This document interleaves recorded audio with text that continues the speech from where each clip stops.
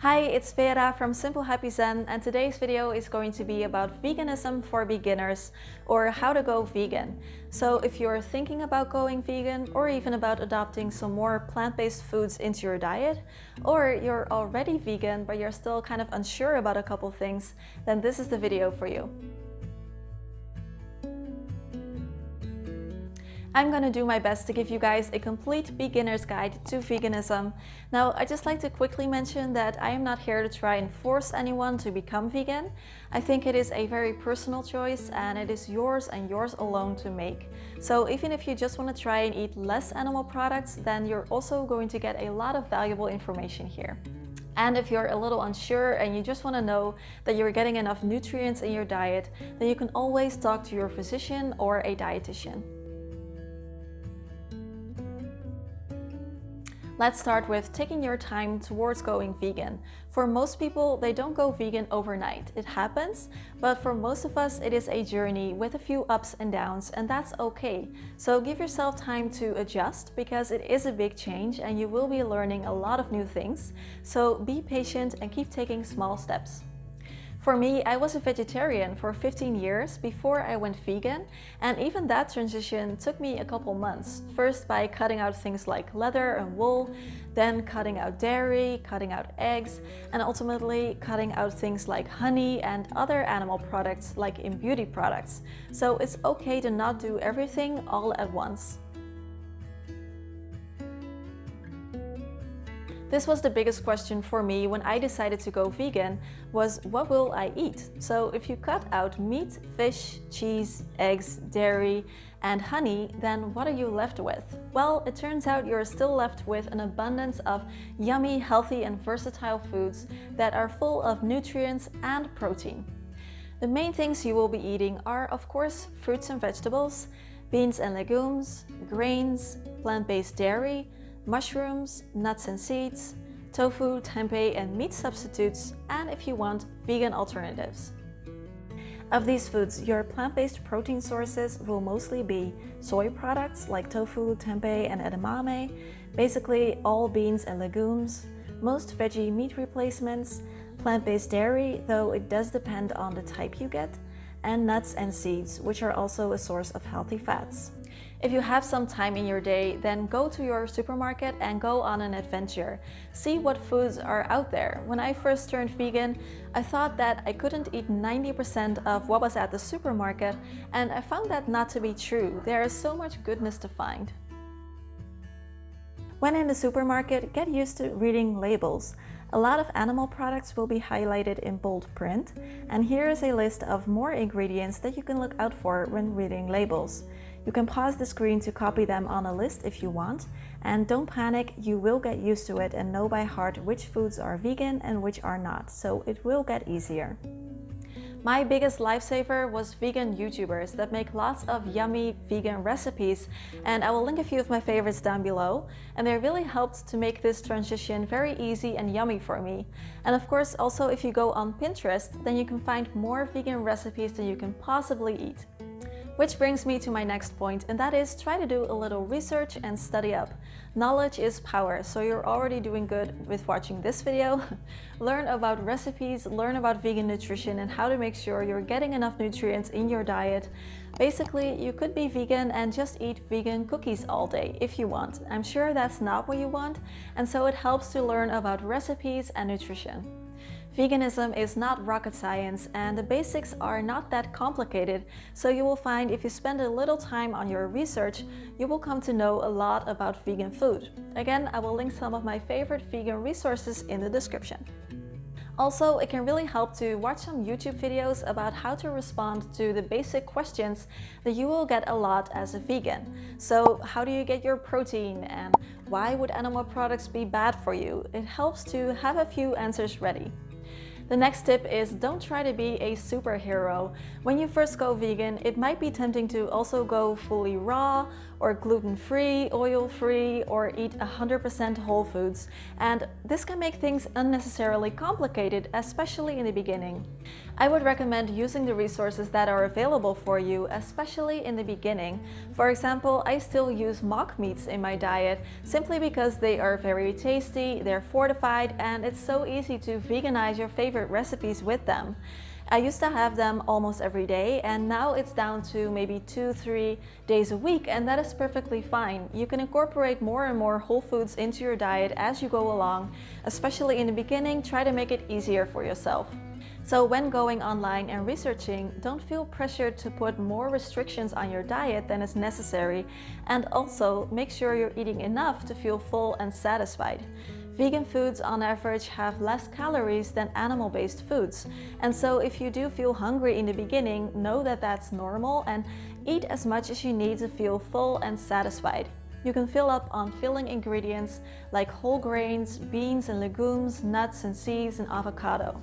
Side note, if you don't normally eat a lot of fiber, then add it to your diet slowly and gradually, and make sure you're drinking plenty of water to avoid indigestion. The next tip is to have a few favorite meals, and these will be your go-to meals. So if you feel overwhelmed or you don't know what to cook, it helps to have 1 or 2 favorites ready. For me, one of my first vegan go-to meals was a curry with eggplant and chickpeas, and I served it with rice. And it was really easy, it was delicious, and I made it a lot. Also, get creative in the kitchen and learn to veganize your favorite meals. So for example, if you used to love to make lasagna and you feel like you might miss it after you turn vegan, then try to see if you can substitute the ingredients for vegan alternatives. And that way you can still enjoy your lasagna and you won't have to feel like you're missing out. I have never loved cooking the way I do now, and I'm using ingredients I have never even heard of before. So for example, nutritional yeast, I didn't know what it was, and now I just love putting it in risotto, in pasta, even on tofu. And if you're concerned about your traditional or cultural foods, then a lot of them can be veganized as well. Just keep an open mind, do some research, and get creative in the kitchen. You may have heard people say that vegan food costs more and that a vegan lifestyle is more expensive and more time-consuming. You may even think this yourself. And I wanted to say that it can, but it doesn't have to be. Some foods are more expensive and some are less expensive. And as you get into it and learn more about it, you will see that a vegan lifestyle is not necessarily more expensive. In fact, for us, our monthly food budget has decreased since going vegan. In general, the vegan alternatives to normal foods are a bit more expensive. For example, vegan mayo in my supermarket is almost twice as expensive as regular mayo. But on the other hand, the essentials on a vegan diet, like fruits and vegetables, beans, legumes, grains, these are all pretty inexpensive, and as you go along, you will find more places to stock up on these things for a lower price. About the time investment, going vegan, especially in the beginning, can take some time. You might want to study up about it, read resources, watch YouTube videos, and so that takes a little bit of time. Also, cooking in a new way, finding recipes can take time in the beginning. But after a while, you will learn to manage your time well, and vegan cooking will just be regular cooking, so it won't take more time either.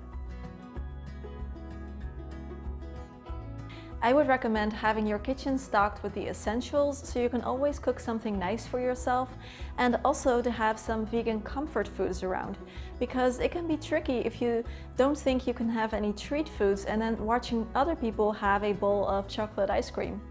When actually there are yummy vegan comfort foods available, like vegan ice cream and vegan chocolate. You can also make your own cookies, or if you like savory foods more, there are so many vegan comfort foods options for that as well. So if you're craving a treat, I would say just go for it and enjoy it. Remember why you want to live a vegan lifestyle, and this is so important, especially in the beginning when you're still getting used to things, to stay motivated. Whether you've made this decision because of your health, the environment, the animals, or all of the above, remind yourself of your why, and you can even write it down for yourself and have it somewhere available to look at whenever you need to get down to your motivation. Now, this is something that I struggled with when I first turned vegan, so let me give you a friendly warning. When I first went vegan and doing all kinds of research and studying up about it, I came across some things that literally haunted me for weeks. Certain documentaries, pictures, or just information about the horrible things that are happening with the animals and the environment, I could not let them go. I was walking around for a month having imaginary arguments in my mind with the world, and it tired me out completely. So my advice is to make your own decisions about the things that you do want to see and the things that you don't want to see. And for me, I made the decision to stop watching documentaries and sad articles because it's not helping me at all. So if you feel like this too, then please don't feel guilty about skipping out on certain things. By going vegan, you're already doing so much, and there is no need to psychologically tire yourself out.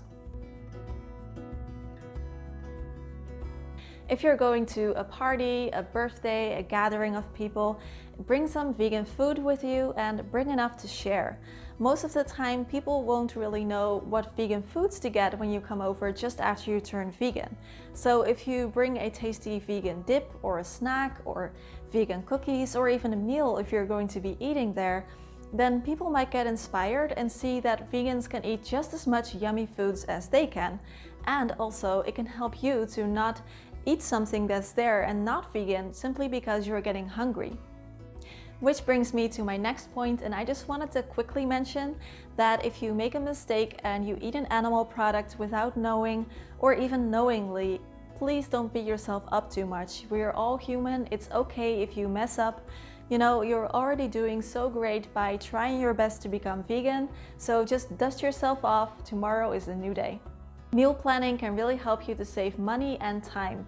If you know what you're going to be eating when, you can cook efficiently, shop efficiently, and limit food waste. And if I know that I'm going to be busy on a Tuesday, then I can just cook something extra on Monday, and then on Tuesday I can just take it out of the fridge and eat a delicious, nutritious meal.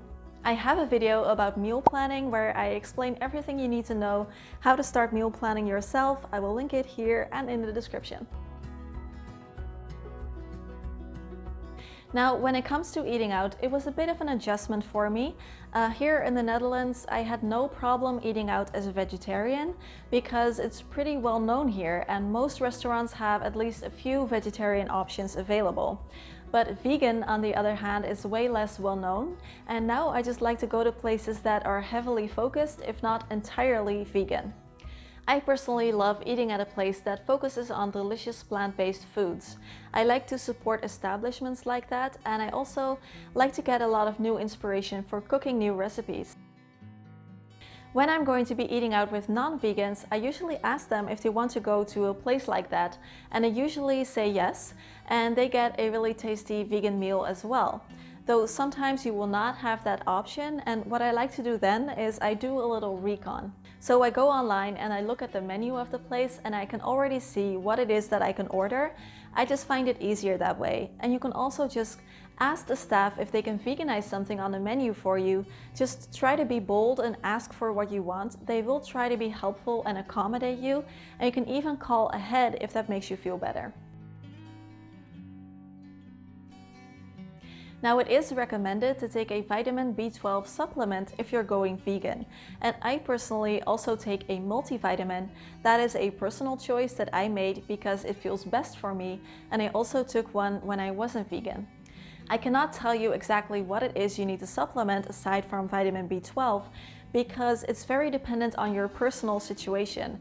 It depends on if you're male or female, if you are exercising a lot, if you live in a sunny place, if you just had a baby, so many different factors that determine your personal needs. So take what feels good to you and do a little research.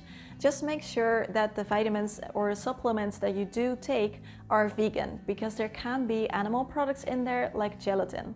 And if you want to be thorough and you want to know how you're doing, then I recommend getting your blood work tested. You can do that at the start of your vegan diet and then again after 6 to 12 months. If you go vegan, it can be tricky if the people in your family are still eating animal products, and research has actually shown that people who don't know any other vegan people personally are more likely to quit a vegan diet. And for me, my boyfriend is also vegan, so that's already really good. And we have some vegan friends, but most of the people I know are not vegan. And so what really helped me was going online and finding vegan communities, vegan YouTubers, vegan food bloggers, going to vegan festivals. It reminds me that there are more people out there who think and feel this way, and it gives me strength. It also inspires me, and it helped me to eat a nutritious, balanced diet because I've learned so much from them.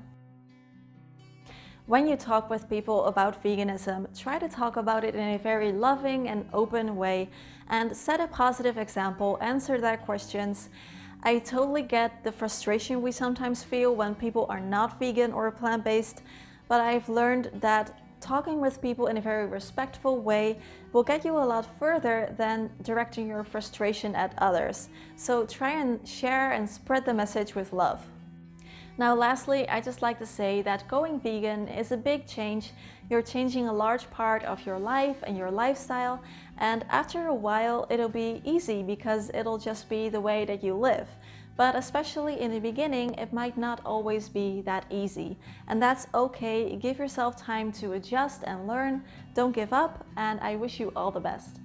I hope this video helped you. If it did, then it would mean the world to me if you could give it a thumbs up, and of course subscribe to the channel. Leave your thoughts and questions down below. We can all help each other out, so definitely go down to the comment section, write down your thoughts, your feelings, the things that you're struggling with if you are, the questions that you may have, and answer each other, help each other out.